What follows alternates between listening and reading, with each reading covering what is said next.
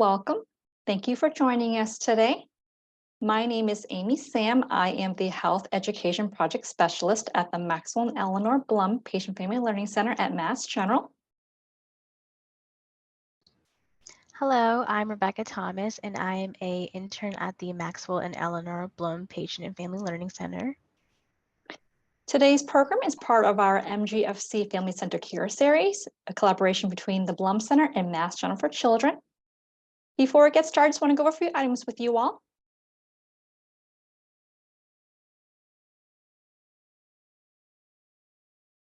Please note that today's session is being recorded for educational purposes. If you're interested in viewing the recording, you may visit the Blum Center website at massgeneral.org/Blum-Center. Please note that you're in listen-only mode. Everyone has been muted so we can hear our guest speaker today. If you have any questions for our guest speaker, you may use the chat feature, which is located at the bottom of your screen. We'll have time from the end. Only Blum Center staff and our guest speaker will see your questions. Please do not share any personal medical information or questions in the chat. If you have a personal medical question, please ask your doctor. Lastly, at the end of today's session, you'd be directed to a brief survey, which we'd like to ask you to help us complete. Your feedback is important to us as we plan future programs. All right, so next I'm going to turn it over to Rebecca, who will introduce you all to today's guest speaker.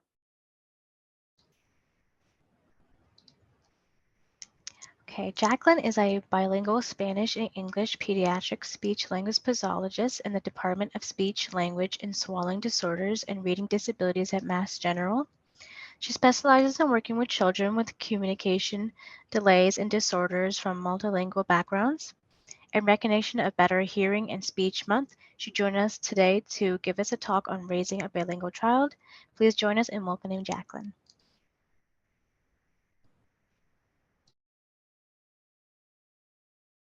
Hi, and welcome, and thank you, Amy, and thank you, Rebecca, for the wonderful introduction. I also want to take the time as we get started today to thank the Blum Center and Mass General for Children for organizing this presentation. As was already mentioned, our presentation topic for today is raising a bilingual child and finding strategies that work best for your family. We already had a wonderful introduction by Rebecca. I wanted to tell you a little bit more about myself as we get started in today's talk. As was mentioned, I am a pediatric speech-language pathologist. I'm also a qualified bilingual staff member in Spanish and English at the Revere Healthcare Center. I'm a non-native yet fluent Spanish speaker, and that is how I identify with regards to my bilingualism. I learned Spanish in academic settings, high school, college, through cultural immersion, such as a semester abroad in Spain. And I maintain my bilingual status through multiple modalities, including professionally with the families with which I work here in Revere, with family members of my own, my partner's family are native Spanish speakers, and in social settings. So I participate in groups in which we all speak in Spanish together when we meet.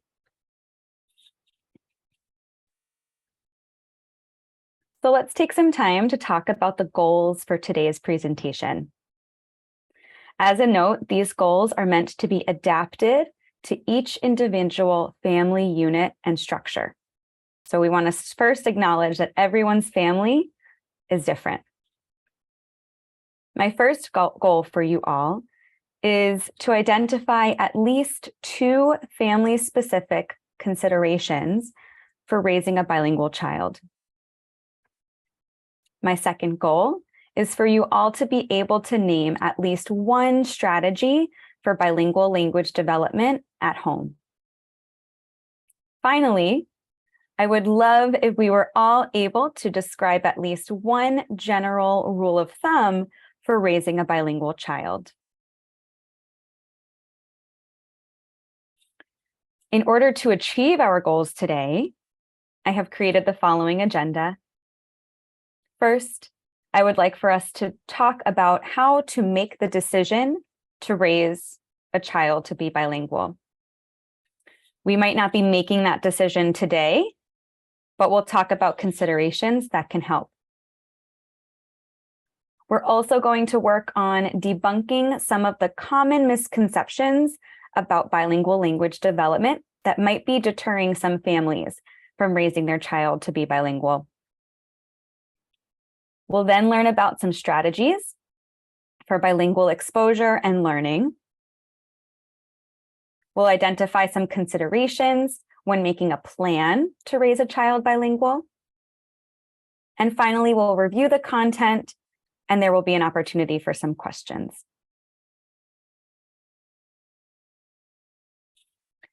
There are some terms that will be helpful to understand as we move through this presentation.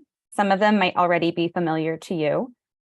The terms bilingual and multilingual are going to be used interchangeably during today's presentation. And bilingual and multilingual are terms that are used when a person is speaking more than one language or exposed to more than one language. Bilingual and multilingual individuals can learn language in a simultaneous or a sequential manner.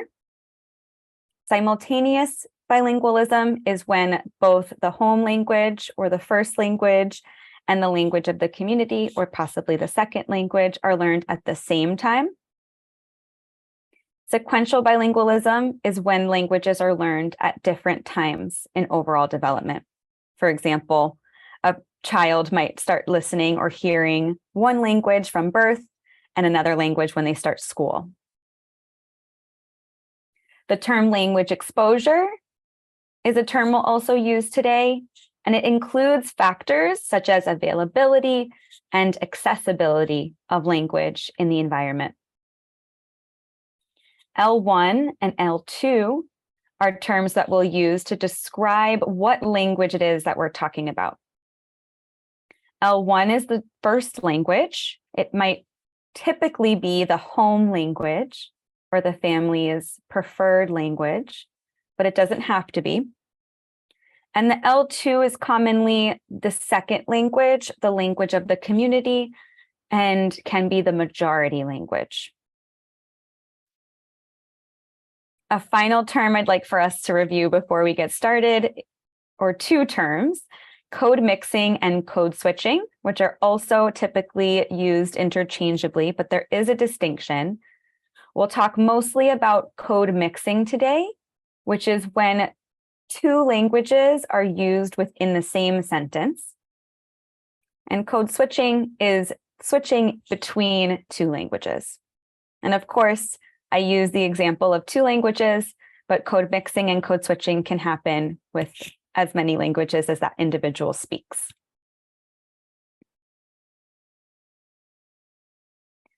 Let's get into the reason why we're all here today. You want to raise your child to be bilingual. This might seem overwhelming. You might be in the camp where this seems totally achievable. Regardless of where we're starting, I'm here today to assist you all in making sure that you have the tools and understanding necessary to start this process with your own children. Depending on how you're coming into this presentation, you might also be thinking, how is this possible? As my child is growing, I want them to learn so many different things. How can another language, a second language, be one of those things? A consideration I want us all to keep in mind is that caregivers and other family members in the home environment are crucial in a child's overall speech and language development. And this includes bilingual language development. Therefore, the answer to the question of who me is yes, you.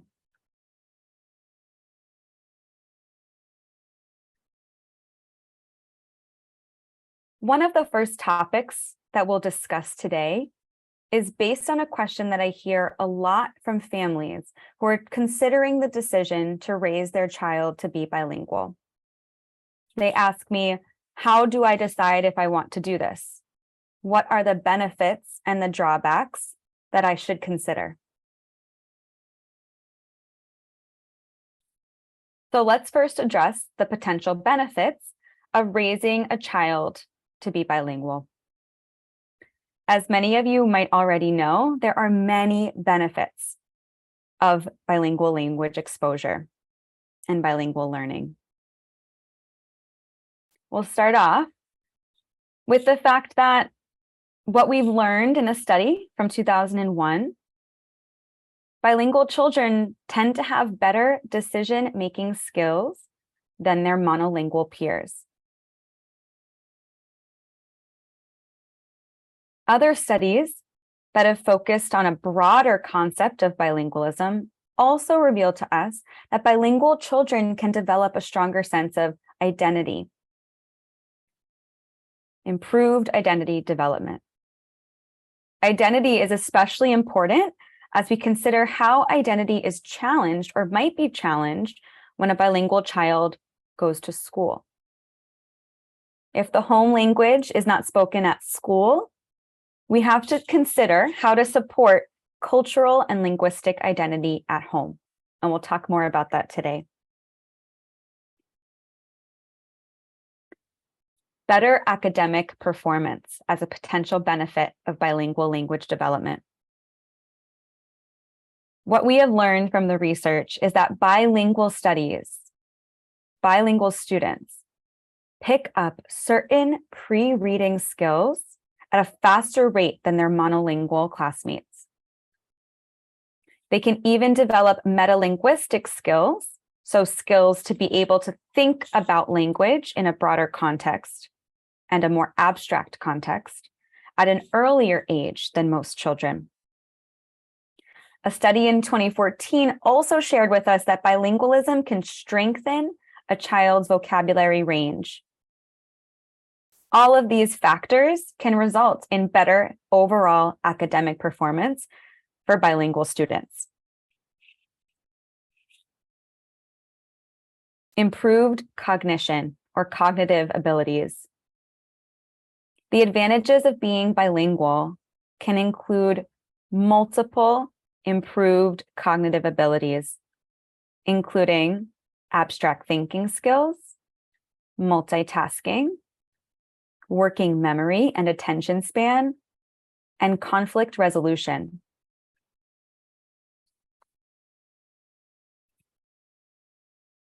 Finally, at least for the possible benefits that we'll discuss today, linking to family and cultural identity. Raising your child to be bilingual can help them have a better understanding and awareness of their own culture and the family's culture.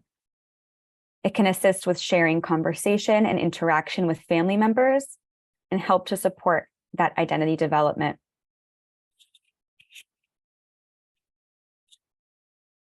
Now that we've discussed some of the potential benefits of raising a child bilingual, let's talk about some of the drawbacks. As this image alludes to, the answer is easy. There really are not any drawbacks when considering speech and language development for bilingual children. We are here today to debunk the advice that still currently exists, discouraging bilingualism in childhood, even in strong bilingual contexts. How are we going to do that? Together, we're going to move through some of the common misconceptions regarding bilingual language development that might lead to that confusing advice. The first common misconception we'll discuss today is that bilingualism causes delays in speech and language. This misconception may have its roots in multiple different phenomena. One is the concept of the silent period. When a child is focused on listening and improving the comprehension of their second language, and taking a bit of a break from practicing the expression or speaking of that language. This is a typical pattern in bilingual language development and does not indicate delay. We also talked about code mixing and switching between two languages, which can sometimes lead individuals to think that their child might be confused or have a language delay. Finally, the language skills of bilingual children are frequently misinterpreted to be delayed when total language skills are not considered. And what are total language skills? The total language skills of a child or other individual is the combination of the vocabulary and grammar skills from both or all of their languages that they speak. With an example of a Spanish-English bilingual child, the L1 might be Spanish, L2 English, and all of the vocabulary and grammar skills combined from Spanish and English make up their total language skills. For example, if they have a grammatical structure in one language and not the other, total language skills, this concept tells us that that child does have that grammatical skill, even if it's in one language and not the other. So we have to consider total language skills when determining if our child, the child that we're thinking about, is actually presenting with a delay, or if we're really just not considering all of the abilities that they have in both languages. Leah Fibla and her colleagues last year shared a very important definitive quote. Language disorders occur at the same rates as in monolingual children. And this is in reference to bilingual children. So bilingual language disorders occur at the same rates as monolingual language disorders, which indicates for us that being bilingual does not mean there's a higher risk for a language delay or disorder. We know this because research has shown that the norms or the expectations for different language milestones are comparable, if not equal, in monolingual children and bilingual children. As you can see here in this visual, each and every early language milestone is comparable or even equal across monolingual and bilingual children.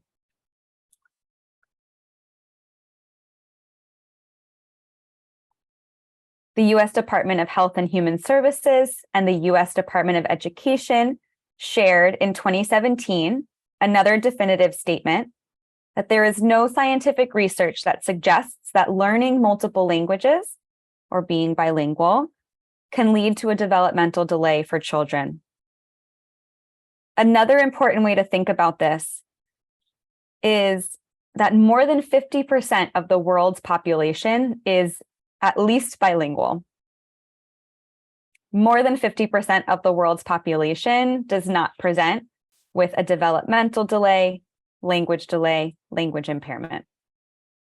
For example, here in the United States, about 7% of the population presents with some form of language impairment. And that is nowhere close to more than 50%.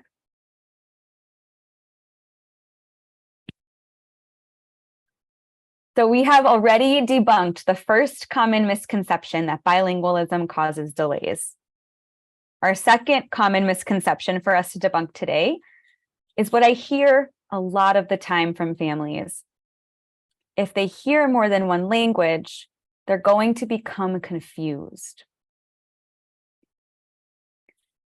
Some of the quote unquote symptoms of language confusion are known to be difficulty separating languages, code mixing, and poor language outcomes. We've already debunked this concept of poor language outcomes, and we know that bilingual language development does not cause delays. Let's talk about code mixing and this difficulty of separating two languages in bilingual language development. As we discussed earlier, code mixing is the mixing of two or more languages within the same sentence, the same conversation, switching back and forth between two languages. Code mixing is a normal, rule-bound, natural component of bilingualism. It is even recently considered to be a positive language skill that demonstrates important metalinguistic abilities. As we might be familiar with as well, a lot of adults and bilingualism and bilingual individuals code mix throughout the day. It is a totally natural component of bilingualism.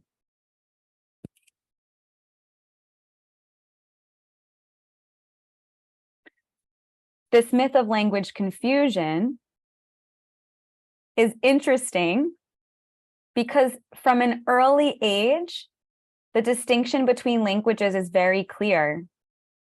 We have research that shows us that infants and toddlers can separate languages. And we can make the definitive statement that there is no current evidence to support the existence of language confusion in bilingual children. When we consider factors such as code mixing, it indicates for us why this sort of myth might be around. But we also can consider cross-linguistic transfer, which is the influence of one language on another and vice versa. Bilingualism is this beautiful development, and it's very interactive between languages. Code mixing is not an indication of language confusion. In fact, we have another statement from 2002 that language mixing does not reflect confusion, but instead demonstrates the bilingual children's distinct representations of their two input languages from an early age. It gives us important information about childhood, early language development.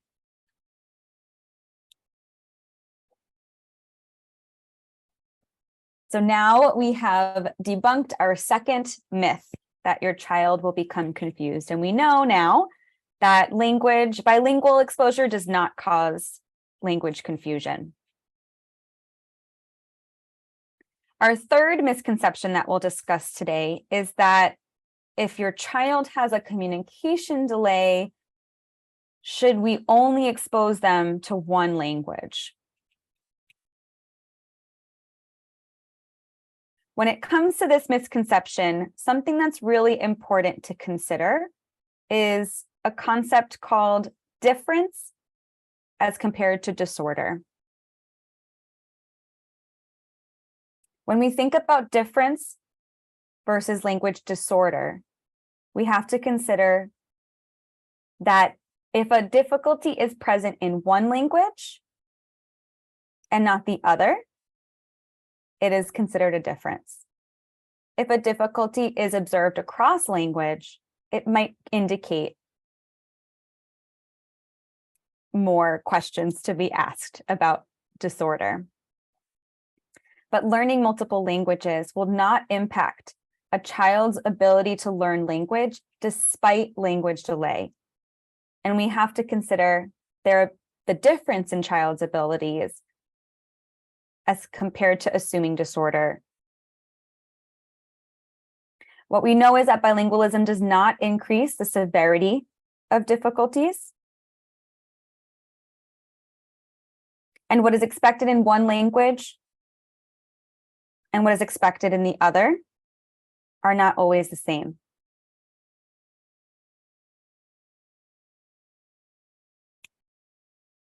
Raising a child to be bilingual when that child is already diagnosed with a delay or disorder might be a question that you're asking yourself. What we know is that children with delays and disorders are capable of second language development. The outcomes are comparable for bilingual language development for children with developmental language disorders, autism, Down syndrome, those who are deaf and hard of hearing, and speech sound disorders. Children with disordered cognitive and social development can also develop bilingual language skills.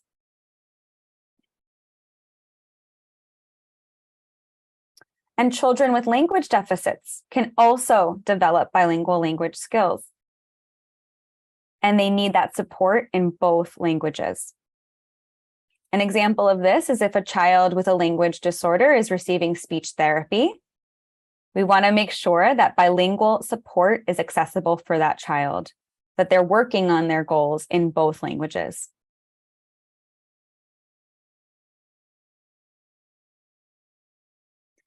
So our final misconception here today is that there is one way, one best way to raise a bilingual child. With all the research out there, families might be searching through the internet and asking friends and family members, understandably, for the best way to raise their child to be bilingual. The truth is, there are multiple methods, strategies, and considerations for each individual family unit. And there is not just one way to raise a bilingual child. To give an example of this, a popular approach for bilingual exposure is the one person, one language approach, which is when one person talks to the child in one language and the other person, for example, caregiver, talks to them in another language. This approach has been around for more than 100 years. And what we know now is that this approach is neither necessary nor even always sufficient for successful bilingual acquisition. Even more important than one specific way to raise a bilingual child is once you identify your strategy that works best for your family, you have to consider the quality of exposure and the quantity. And we'll talk about that today. I love this quote as well, that there are as many ways to grow up bilingual as there are bilingual children. This gives us an indication of just how many methods and ways that you can adjust the approach to your unique family unit. Okay, so we have now debunked 4 of the most common misconceptions regarding bilingual language development. And what we know now is bilingualism does not cause delays. Your child will not become confused. A communication delay should not deter you from raising your child to be bilingual. And there is not just one best way to raise a bilingual child. So if there's not just one way, what are the options for raising a bilingual child? A brief overview of those options, and then we'll go into each of them individually. There is the one parent, one language, minority language at home strategy, the time and place strategy, and the mixed language policy approach.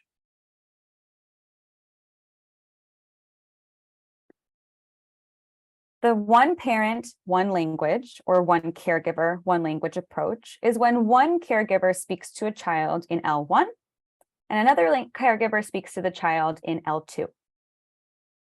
Like I mentioned before, this is the earliest advice to parents that we know of bilingual exposure. It is more common in some countries than others. And in a study in 2007, it's shown to have about a 74% success rate. We're not going to hang our hats on that percentage because every approach works differently for every family. Questions to ask yourself when determining if this strategy works best for you and your family. Does only one caregiver speak the language comfortably? How do I feel about my partner not speaking to my child in the other language, if we do speak the same? And then how do we feel about splitting the load? So the idea with one parent, one language is that when a child talks to one parent or one caregiver, they would be responding in L1. And when the child speaks with the other caregiver, they would be responding in L2. So how comfortable do we feel, first of all, speaking either language, and second of all, responding in a language that the other caregiver is not responding in? Minority language at home.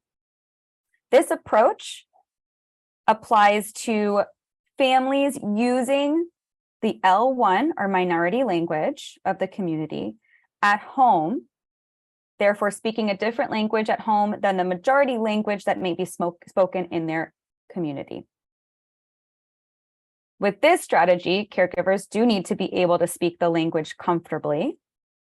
And that same study in 2007 presented a 96% success rate of this strategy.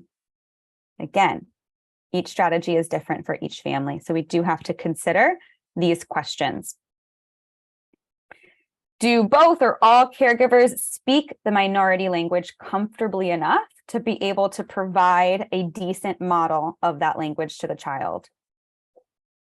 Also, how do we address situations in which we have guests who visit our home? Should we talk with our child ahead of time to let them know that we'll be switching to the majority language or the language of that guest when we have that visit?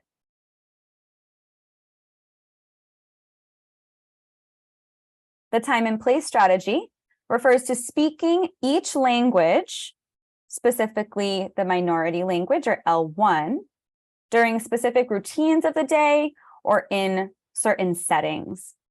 This is more specific than only speaking L1 at home because it identifies certain routines throughout the day and also other settings such as grandma's house or dinner time.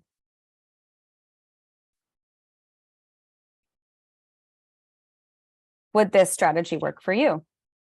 Questions to ask yourself might be, does your family travel often? Do you visit family who speaks the target language? Is there a consistent daily and weekly routine so that we can identify a daily routine in order to speak this language? And does your child attend school in English?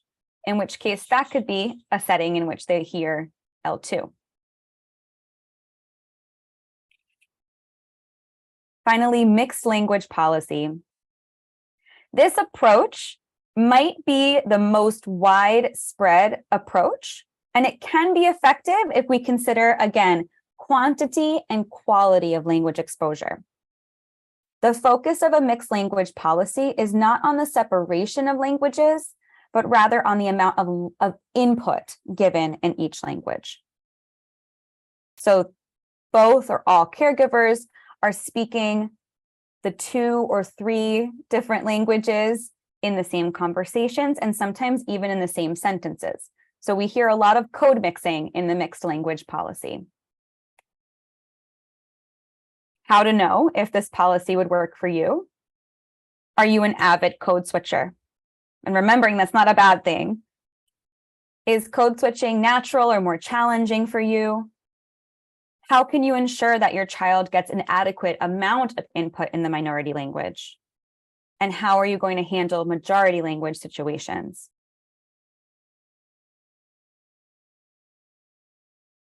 In sum, there is no perfect strategy. There is just a perfect strategy for you and your family.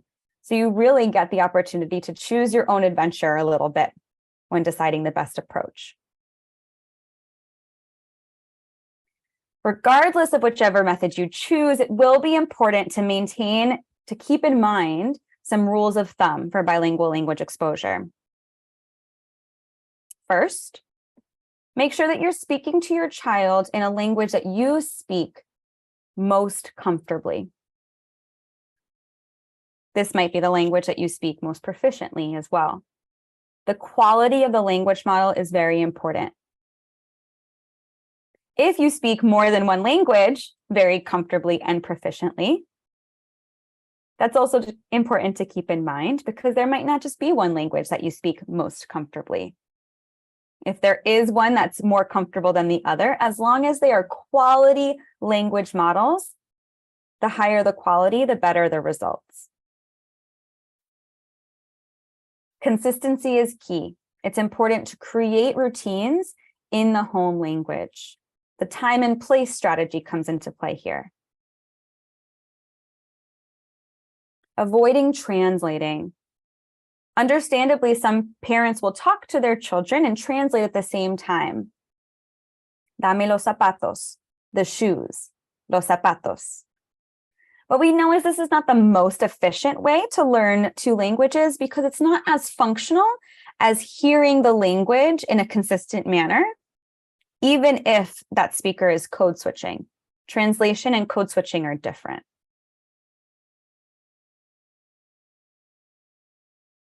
More is better. Model the non-English language at home as much as possible if the community has a majority language of English.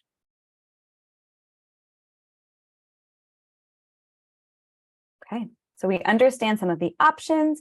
We understand some of those important rules of thumb. Now we want to get started talking about how to get started once we decide which strategy or strategies we want to try.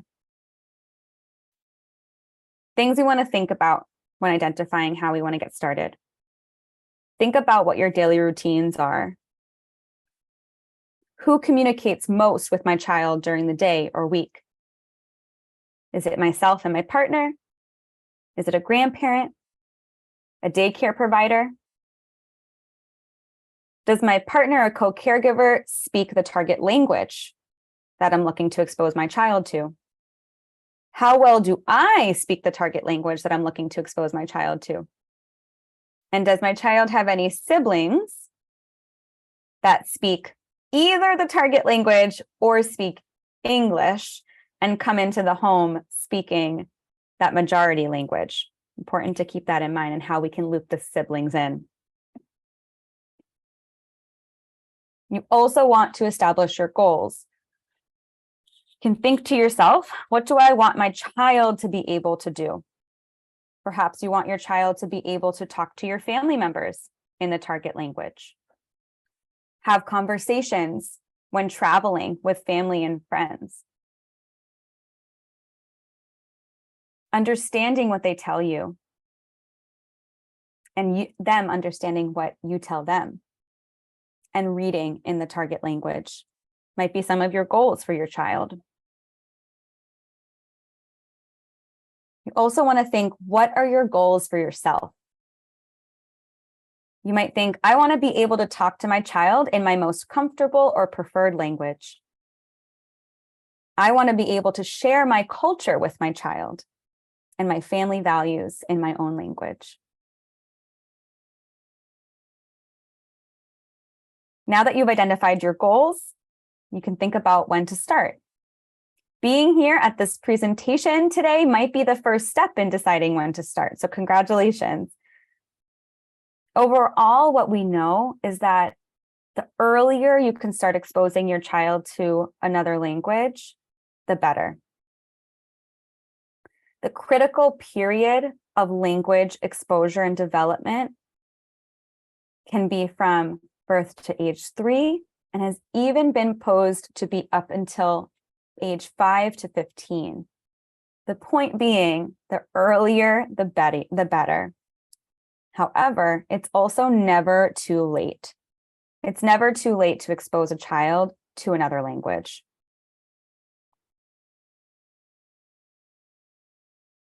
After everything we've gone through today, you might still have some questions or might still be in doubt about raising your child bilingual. Perhaps you've tried to promote bilingualism in your family in the past, but your child kept talking to you in English. You might have asked yourself, why are they talking to me in English when I'm talking to them in another language? And what do I do about it? Two important considerations here are that the child needs to feel the need to speak in that other language. We also need to revisit the quantity and quality of language exposure. First, let's talk about quantity. Even though it is inconclusive, more is better. And a study in 2013 posed that over 20 to 25% input should be in the target language. Even though it's inconclusive, more is better, and it's all about consistency. We want that minority language to be heard as much as possible through routines and other opportunities throughout the day. We also want to make sure that the quality of language exposure is strong.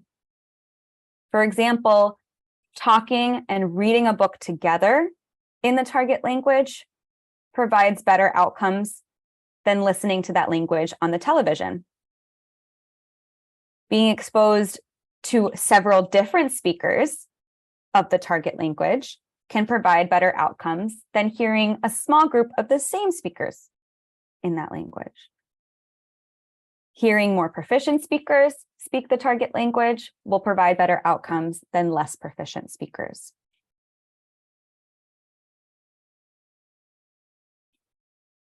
As I indicated in the previous slide, shared book reading is a really wonderful way to share bilingual language exposure with your child. It can be a helpful and motivating social context for a lot of families, though perhaps not all. And what we know is that home literacy practices in the target language can help to bolster that child's language development. Now let's talk about meeting the need. The child really does need to feel the need to use the language in order to use it a lot of the time. For example, if there's a family member or a sibling who attends an English-speaking school and comes home and speaks to the child in English, they might not have the need to use the target language at home. So what are some things that we can do? We can maintain the consistency. When the child speaks to us in English, we respond in the non-English language. We can pretend to be confused. In the non-English language, ask them if they can explain what they're saying because you're not sure what they're trying to tell you. Reinforce responses in the non-English language and model responses in the target language. Respond to them in the non-English language, even modeling what they might be able to say to you.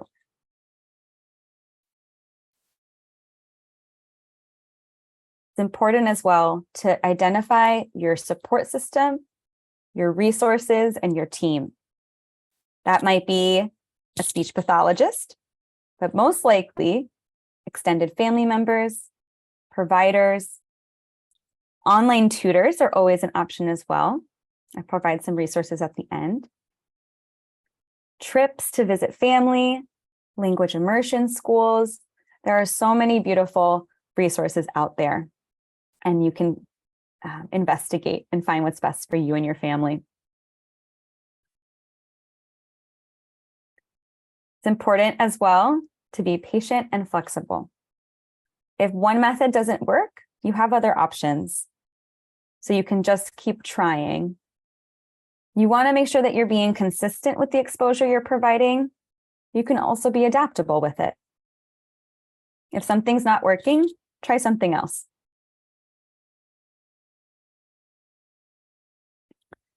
In general, our takeaways are going to be for today that bilingualism does not cause delays. Bilingual language development is different but not detrimental. Expose your child to the second language early, frequently, and in multiple different ways and contexts. Try to make a plan. And one method to raise a bilingual child is only one method to raise a bilingual child. Here's some resources for us today. And thank you for your time. Thank you so much, Jacqueline, for a wonderful presentation. We are now at the end of the session. If you have any questions for Jacqueline, feel free to enter them in the chat. We have a participant who's asking if we can show the resources slide again. So while we go over the Q&A session, we can keep that up. Perfect. And I know for some people joining in either through their phone, if it's a little bit tiny, feel free to send us an email at pflc@partners.org, and we'd be happy to share those resources with you. We have a question regarding code switching versus translation. Can you elaborate further on that? For instance, should they correct their 2-year-old saying truck rojo by saying yes, red truck, for example, or let them be? That's a great question. So to start with the first component of that question, code switching is different than translating, because code switching or code mixing is going in between languages when talking in conversation or even within a sentence. Translating is very deliberate of explaining to a child by saying the word first in one language and then in another. So truck, camión, right? The example that you provided with truck rojo, all right, is a great example of code mixing and a great example of how your child is developing bilingual language skills. What you can do, depending on what your target language is you can respond in that target language. If the target language is Spanish, you can respond, sí, camión rojo, so that they can hear that model in Spanish. Thank you.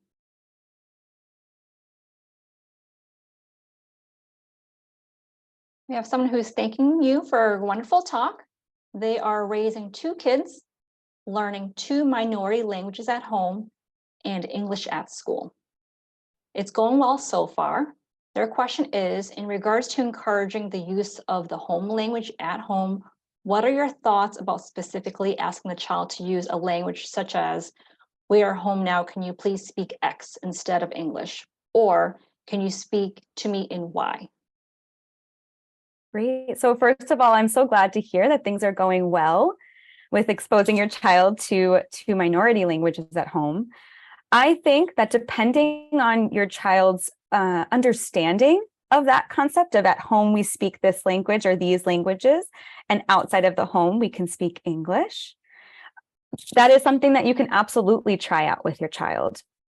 Again, when we're thinking about what is the age and the developmental level and cognitive level of the child, they might not understand that distinction.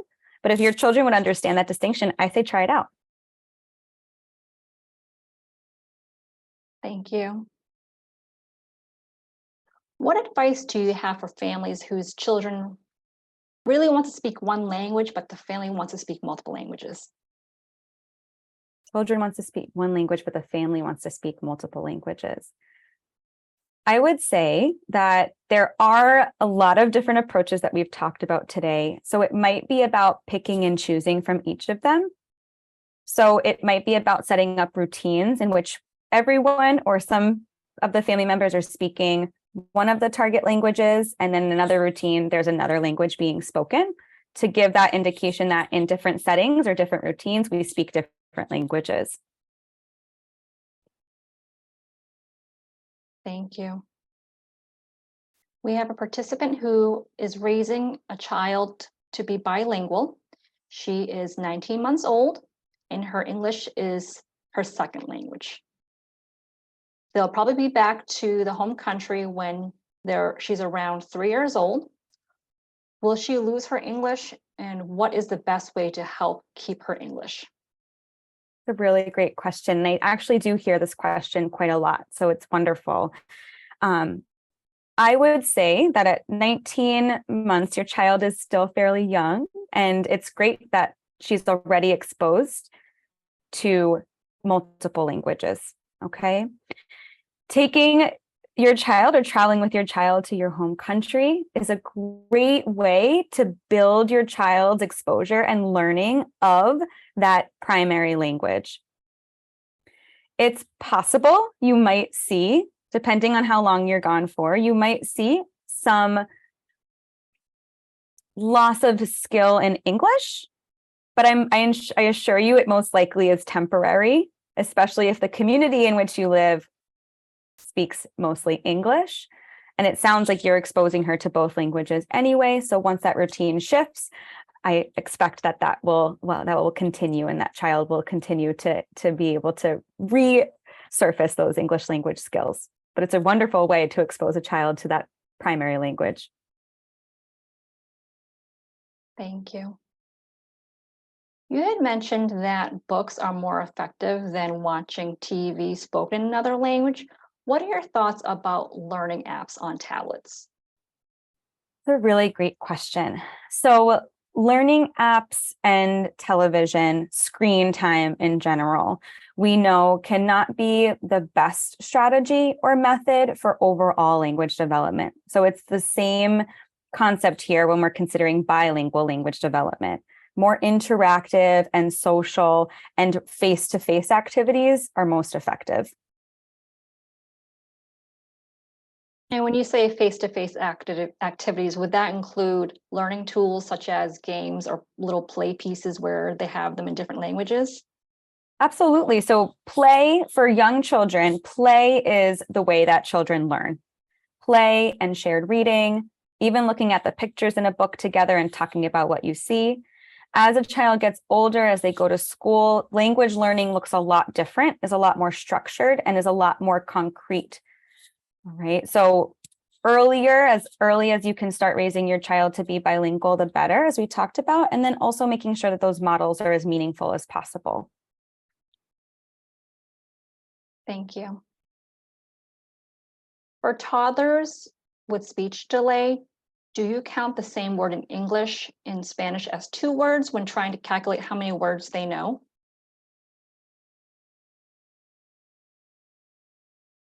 Okay, so if I'm understanding this question correctly, I think it's referring back to the idea of total language skills.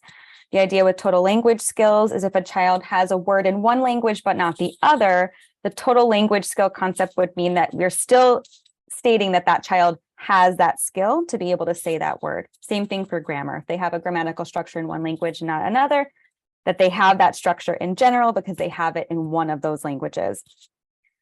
So if I'm understanding the question correctly, if a child had the same word in English and then the same word in Spanish, so cat and gato, we would consider the total language skill to be that they have that word in both languages. Thank you. And if we're not addressing your question, feel free to clarify that in the chat. Yes, please.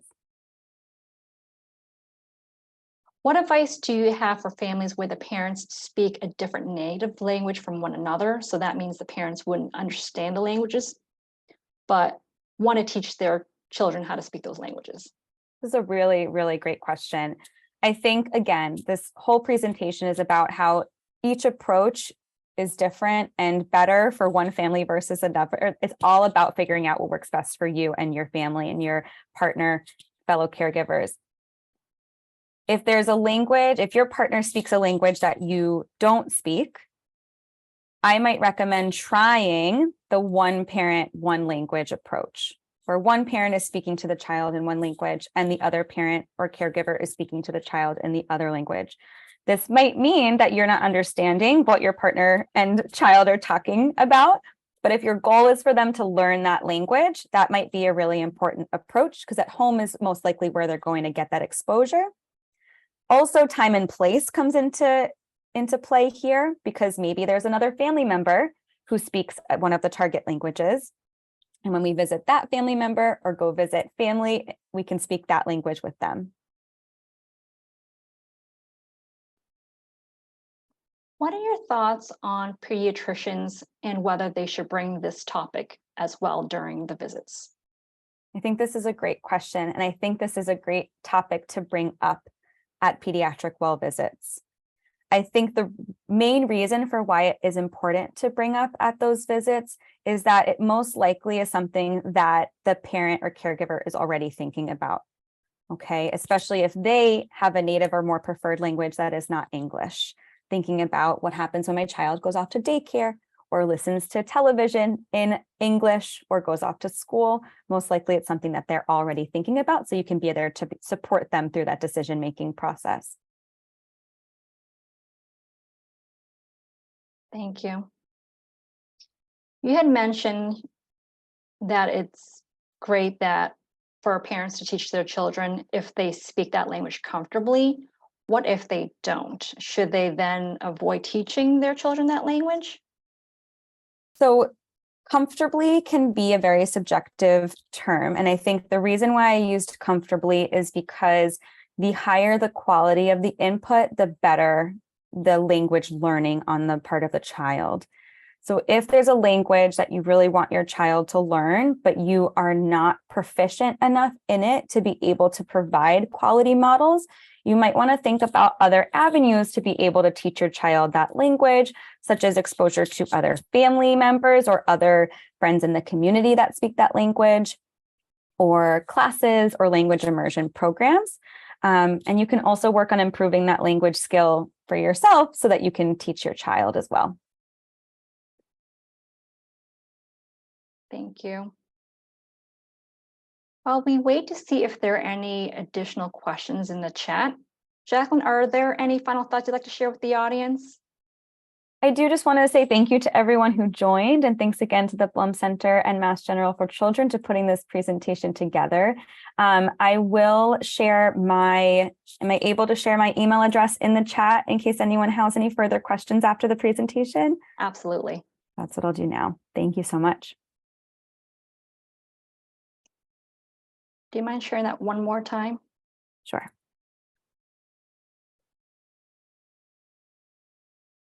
Great. So I'll wait for a moment for people to record that email address. Okay, so I don't think there are any additional questions in the chat. So why don't we end today's session?